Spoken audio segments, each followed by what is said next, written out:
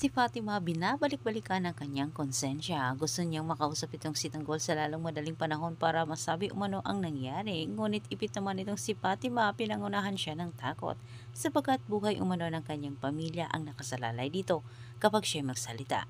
Gusto ni Paing na lisanin umano ang kanilang lugar at dumayo sila sa malayo nung hindi sila makikita ng pamilya Guerrero.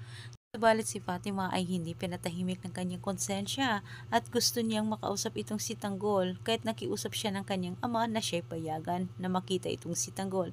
Samantala, ipinagmamalaki naman ni Miguelito sa kanyang pamilya lalo na sa kanyang amang Roberto ang ginawa niya kay David. Para sa kanya ay kakatakutan na umano siya ni Tanggol. Ngunit kampante naman itong si Miguelito na hindi magsasalita itong si Fatima sapagkat ang buong akala niya wala itong koneksyon kay Tanggol at hindi rin niya alam na may malaking utang na loob itong si Fatima kay Tanggol. Mga tao na ang nagsasalita para kay Tanggol, para linisin ang pangalan ni Tanggol. Nakarating naman ito kay Roberto at siya nagtataka tungkol ito sa masamang balita. Kinumpronta itong si Hippie. Ngunit hindi alam ni Roberto na siya'y iniputan na sa ulo ni Hippie at ni Ramon. Ginawa ni Hippie ang utos ni Roberto para hindi umano magtanim ng pagdududa ito dahil ito ang utos ni Ramon ang sabuatan nilang dalawa. Samantala sa kabilang banda, sa kabila ng pagsasalita ng mga tao, si Rigor ay naniniwala pa rin siya na si Tanggol umano ang totoong tumapos sa buhay ng kanyang anak na si David.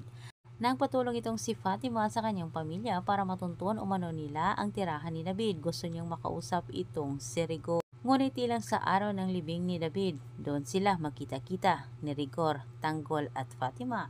Malalaman na ni Rigor na hindi si Tanggol ang totoong tumapos sa buhay ni David kundi ang tinuring niyang kakampi, ang mga Guerrero.